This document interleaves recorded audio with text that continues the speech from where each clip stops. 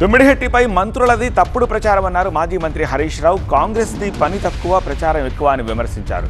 Project కట్టే చిత్తశుద్ధి ఉంటే 30 నెలలుగా కాంగ్రెస్ పార్టీ ఏం చేస్తుందని ప్రశ్నించారు. మహారాష్ట్రతో ఎలాంటి ఒప్పందం లేకపోయినా ఒప్పందం కుదిరిందని మంత్రి వివేక్ అబద్ధాలు మాట్లాడారని చెప్పారు. ఒప్పందం కుదిరితే ప్రాజెక్టు కట్టకుండా మిమ్మల్ని ఎవరాపారని అడిగారు.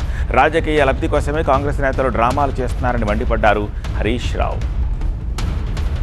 హైదరాబాద్లో ముఖ్యమంత్రి రివ్యూ చేసి ఏమన్నాడు, 150 మీటర్లకు ఎత్తుకు బ్యారేజ్ కట్టడానికి కిషన్ రెడ్డి గారు మహారాష్ట్రను ఒప్పియాలి, దానికి నేను లేఖ రాస్తున్న బహిరంగ లేఖ అన్నాడు. వివేక్ ఏమంటున్నాడు, 150 మీటర్ల కిరణ్ కుమార్ రెడ్డి ఉన్నప్పుడే అగ్రిమెంట్ అయిందంటాడు. అంటే కిరణ్ కుమార్ రెడ్డి ఉన్నప్పుడే అగ్రిమెంట్ అయితే నువ్వు కిషన్ రెడ్డి గారికి ఎందుకు బహిరంగ లేఖ రాసినావు?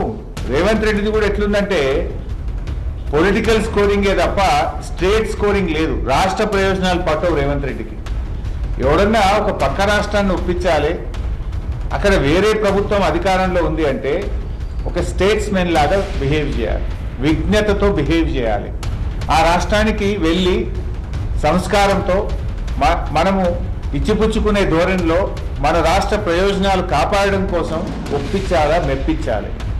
కానీ రేవంత్ రెడ్డి తీరెట్టుందంటే రెచ్చగొట్టే తీరున్నది.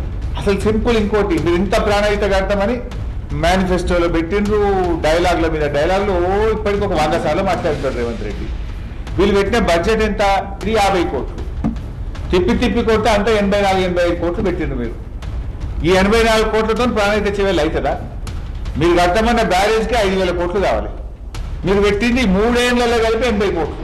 అంటే మీరు కట్టేది ఏ పాటో, మీరు మాటల కోసమే తప్ప నిజంగా కట్టే ఆలోచన ఉన్న వాళ్ళు అయితే బడ్జెట్లో పెట్టాలి కదా. అసలు తమ్మిడిహెట్టి బ్యారేజ్ దగ్గర తట్టెడు మట్టెత్తకుండా సర్వే మొబిలైజేషన్ అడ్వాన్స్ల పేరు మీద 2,382 కోట్ల బిల్లులు లేపిండ్రు మీరు. ఇంకా మీరు అవినీతి గురించి మాట్లాడతారు. కాంగ్రెస్ పార్టీ అవినీతి గురించి మాట్లాడడం అంటే దయ్యాలు వేదాలు వల్లించినట్టుగా ఉన్నది. కాంగ్రెస్ అంటేనే కరప్షన్. కరప్షన్ అనేది కాంగ్రెస్ డిఎన్ఏలోనే ఉన్నది. ఇవాళ మీరేదో పెద్ద నీతి మంత్రులు లెక్క మాట్లాడుతున్నారు.